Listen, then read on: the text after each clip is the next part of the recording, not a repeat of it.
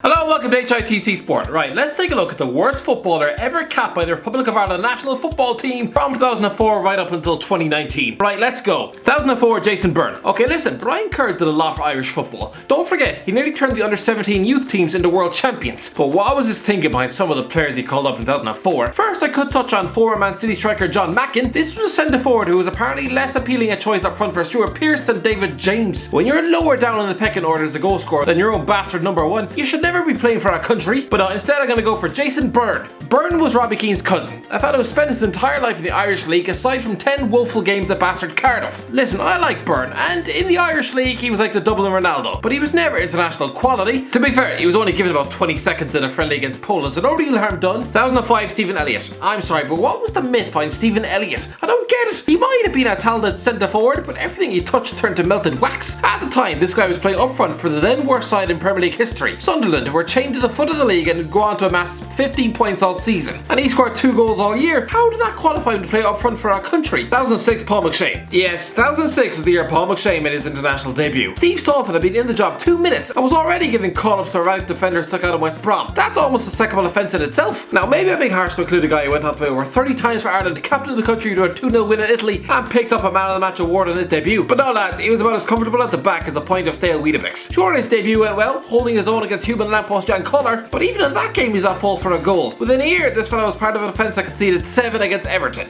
We kind of knew then. 2007, Joe Lapera. 2007 was the year Steve Staunton made an absolute mockery of our national team. That was the year we needed a last minute winner against a bunch of milkmen out in San Marino. And 2007 was the year Steve Staunton called up anyone with an Irish passport. Where do we start? Joe Gamble, Stephen O'Halloran, Joseph O'Carroll. Footballers who should never be getting within an inch of a call-up. But to top it all off, good old Joe Lapera. Never heard of him? Why would you? When he made his debut in May 2007 against Ecuador, he became the first amateur player to play for our country since 1964. Yes, amateur. His career just consisted of college football in the US with the Lafayette Swamp Cats. This was a fellow who was failing trials at Aberdeen and Rangers, and probably now works as an insurance broker out in California. You know what? I don't blame this guy. He was like a competition winner. According to him, he was in the mix 45 times in a row in training. But Staunton, there is no excuse for this. 2008, Caleb Folan. Well, 2008 was the year Noel Hunt was first brought into the Ireland setup, an average Reading striker who played 3 games and tried to nick a goal off Robbie Keane. Okay, to be fair, Keane might have actually robbed it off him, but the answer is Caleb Folan. Qualifying through his granddad, this journeyman centre forward, then scoring about 2 goals a season up front for Hull City, was somehow making his debut for Giovanni Trapattoni. Trapattoni managed the likes of Michel Platini, Roberto Baggio, and Paolo Rossi. What must he have thought of this fella? A 6-foot beanpole with the first touch of a wet ham sandwich. 2009, Leon Best. Lads, did Leon Best really play for Ireland? Did that actually happen? Yes, another bang average journeyman centre forward who at the time was stuck out of Coventry. He made his debut in a friendly against Bulgaria in 2009. Yes, I know he had a golden patch at Newcastle in 2011, but let's be honest, this guy was not an international standard of striker. Yes, even for a country who admittedly gave nearly 10 caps to Anthony Stokes. 2010, Paul Green. The existence of Paul Green in Ireland's midfield was a slight hint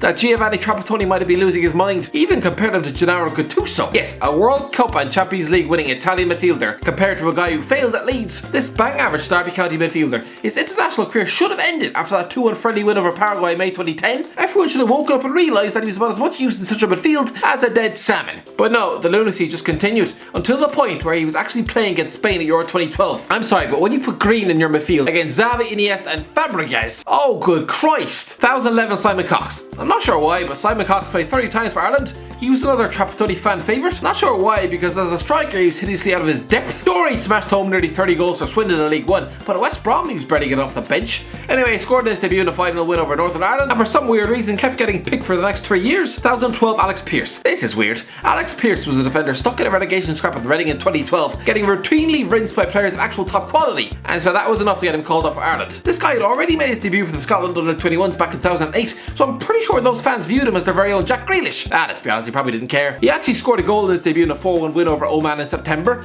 and then scored against the same opposition 2 years later. Okay, great, he could score a few goals against Oman. Still a pretty shoddy centre half though. 2013, Conor Salmon. The fact Conor Salmon was given 9 caps up front for Ireland is like puking vomit all over the proud tricolour. It's a borderline disgrace. This is a prolifically unprolific journeyman centre forward who managed 1 goal in 34 games up front for Wigan. Was that not proof alone that he was unfit for international football? Then why did I see this guy making his debut in a World Cup qualifier against Sweden? Trapattoni was openly wondering why he was at Derby County and not in the Premier League. Alright, well, clearly you hadn't turned on the telly whenever Wigan were playing for 2 bastard years. 2014 Cyrus Christie. 2014 was a pretty sensible year. Martin O'Neill wasn't handing out international caps to amateur players out in America, so I can't really find a truly terrible player for this. I mean, Cyrus Christie is a pretty ordinary right back who made his debut against the USA that year, but still, he actually hasn't been too bad for Ireland. You know, if you just blank out the performance in the 5-1 home defeat to Denmark. So he's probably unlucky to make this list. 2015 Shay Given. Okay, don't get it wrong, lads. I love Shay Given. On his day, he was a world-class goalkeeper and an absolute Irish hero, but he'll probably admit it himself, he was not an international standard goalie in 2015. 2012 was the year his career almost instantly slid off the map. After a poor display at Euro 2012, dreadful form for Aston Villa, he should probably have stayed retired from international football then, instead of returning 3 years later when he was a shadow of the player. He played against England, Poland and Germany that year, but it was also a year he conceded 4 goals in the cup final and played just 2 Premier League games all year. Sadly, Given in 2015 was championship standard at best. 2016 Darren Gibson. There was a time when Darren Gibson was a promising Irish midfielder coming through the ranks at Man United.